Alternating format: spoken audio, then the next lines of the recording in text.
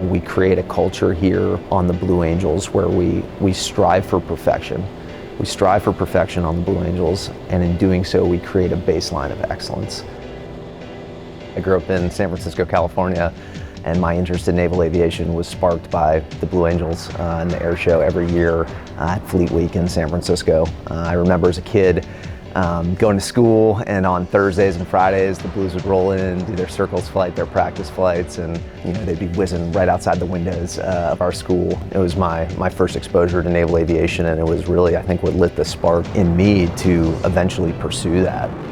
I took a little bit of a roundabout way in getting to the Navy and eventually flying jets, but it was 100% the Blue Angels that was that initial inspiration for me. When I was 17 years old, I was at no place to commit to going to the Navy. I thought maybe the Naval Academy, but then I kind of went down a road of wanting to have a more normal college experience. I wanted to play soccer in college, study political science and history, so I found my way to George Washington University in Washington, D.C., where I played soccer there and studied political science and history, and it was a great place to be. After graduation, I worked at a think tank in Washington, D.C. called the Center for Strategic and International Studies, working in counterterrorism and national security fields specifically. I did that for about 2.5 years until I finally got to the point where the window was beginning to close on my ability to apply to the Navy to be a pilot. I submitted an application, and fortunately enough, I was picked up to be a Navy pilot. 2 weeks later, I was in Newport, Rhode Island, going through OCS. So it was a very quick turnaround, and then right through the training pipeline. Went to Pensacola initially for API. Stayed in the Pensacola area. Went to Milton for primary at VT6. Finished that. Meridian, Mississippi, at VT7, where I got my wings and my initial carrier qualification. Then out to VFA 122 in Lemoore to learn how to fly the Super Hornet, where, being a California guy, I was dead set on going to Lemoore. So in standard Navy fashion, I was the only person who ended up leaving Lemoore at the end of my Cat 1 syllabus at VFA 122, and got sent out to the VFA 115 Eagles out in Japan. I was not pumped to go to Japan, but it ended up being the best thing that ever happened to me. I absolutely loved my time out there.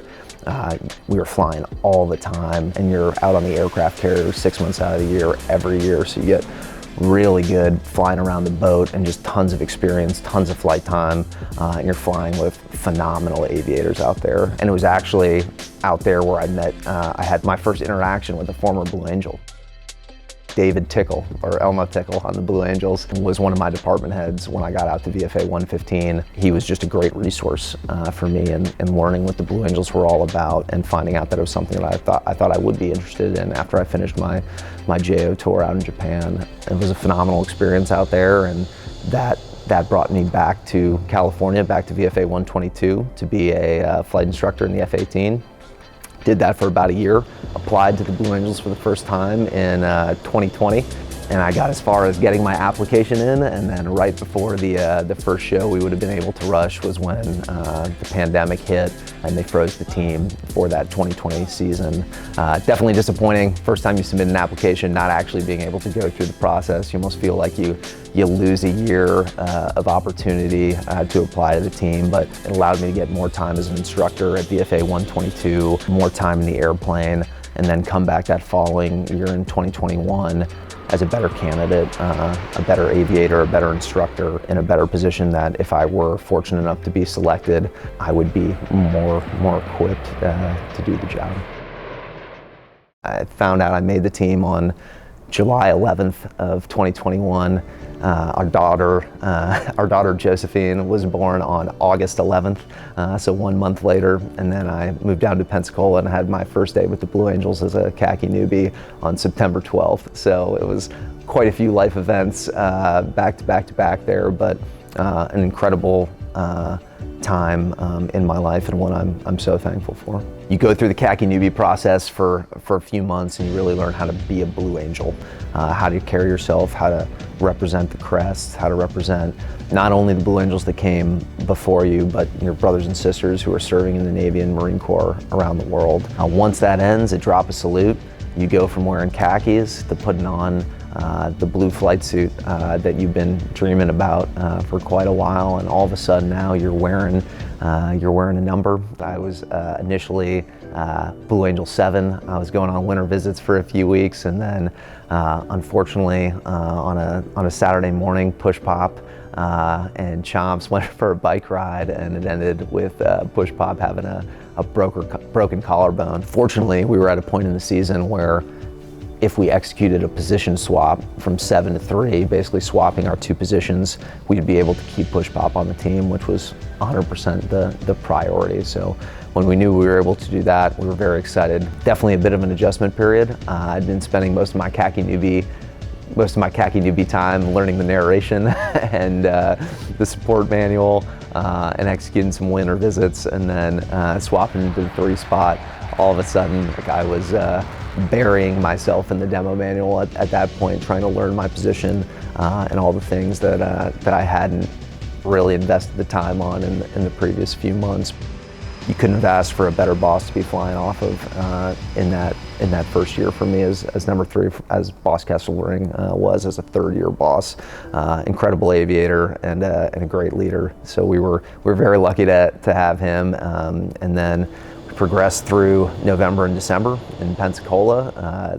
Got the basics, the blocking, the tackling down, so we could get out to El Centro and start to learn how to fly this demo. So 2 to 3 times a day, 6 days a week. And it's just flying, and it's really where you learn how to do this job, and it's incredibly humbling, and you quickly learn the flying that you're doing in the Blue Angels is unlike any flying you've ever done before.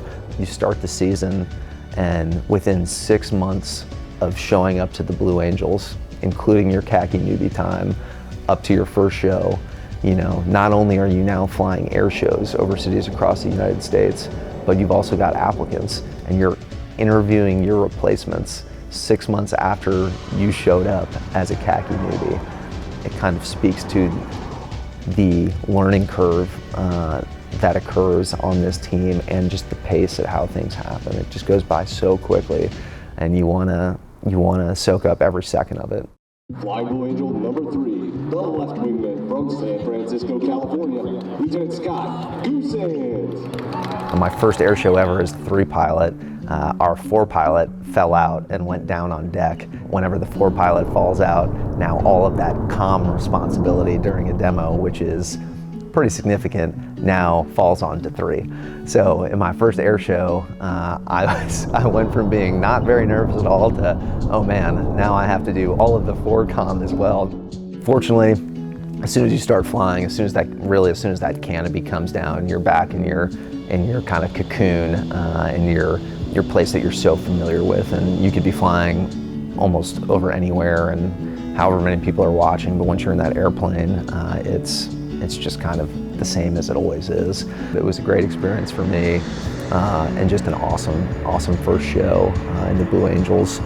San Francisco was definitely a show I had circled on my calendar from the moment I found out I was going to be a Blue Angel. There's really no other way to describe it other than surreal. I never thought I would be flying a blue and gold jet over my hometown in San Francisco, and being in the aircraft that I remember looking up at as a kid, which inspired me to go down this path in the first place. I had the opportunity to go back to my old high school as well when I was there, which was fantastic, and kind of walk through the halls and talk to students and share my story with them of my journey from St. Ignatius College Prep in San Francisco to the Blue Angels was pretty cool. I think in the 3 spot, the maneuver that's the most challenging for you, or that you think about the most, is probably the Diamond 360 when you're in Yankee set. You're flying closer to another airplane than anyone else in the world, and you take a lot of pride in that. You hang your hat on that at the end of the day in terms of your ability to fly that set in a stable, safe, and consistent fashion.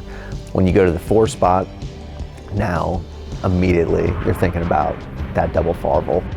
I look forward to that maneuver every practice, every show.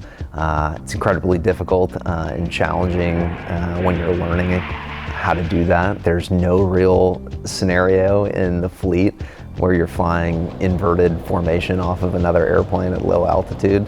And with a new boss, you're learning together how to do that, and then eventually you build up that consistency, you start to build up that confidence in your own abilities, and then you build up the trust amongst the two of you as you start to work that maneuver in closer and closer. Definitely my favorite, definitely the most challenging, but like I said, one I look forward to every practice and every show. We always say we've never canceled a Blue Angel show due to maintenance, and that's 100% due to the hard work of our maintainers here on the Blues. The motivation that our maintainers have here and the quality of their work is second to none. We don't pre-flight our jets, right? I wouldn't dream of not pre-flighting a jet in the fleet. I would always do a walk around, always check things out before getting into the airplane, and here I know that the maintenance team has done their job and they are giving me a safe airplane to fly. And not only a safe airplane for me to fly, but a safe airplane for us to fly over cities in the United States. It is one of the things, if not the thing, I will miss the most about being on this team is just the quality of enlisted maintainers that we do have. It's unbelievable what we accomplish as a team, and I think that team aspect with the pilots and the maintainers and the officers and enlisted here at the Blue Angels is just, it's unlike anything I've seen before. To me, to be a Blue Angel is an incredible honor. The ability that this team has to inspire is something that's incredible to see. Our message is really to just pursue excellence and be the best version of yourself that you can be. If that's in the military, fantastic. If it's not, then that is also great. Be the best teacher you can possibly be the best doctor, be the best musician, artist, whatever it is that you are interested in. Strive for excellence, strive for perfection, and in doing so, try and be a part of something that's greater than yourself and give back to the community. If we do this job right, if we do it the best that we possibly can, most likely people will never remember our names specifically, but they will remember the blue suits, they will remember those blue and gold jets, and they will hopefully remember what a small group of individuals were able to do together as a team and create something that was greater than the sum of their parts and do something extraordinary and showcase that to the world. And hopefully during our time here on the Blue Angels, we'll be able to inspire the next generation of men and women who will pick up that torch, don the crest, and earn the title of Blue Angel.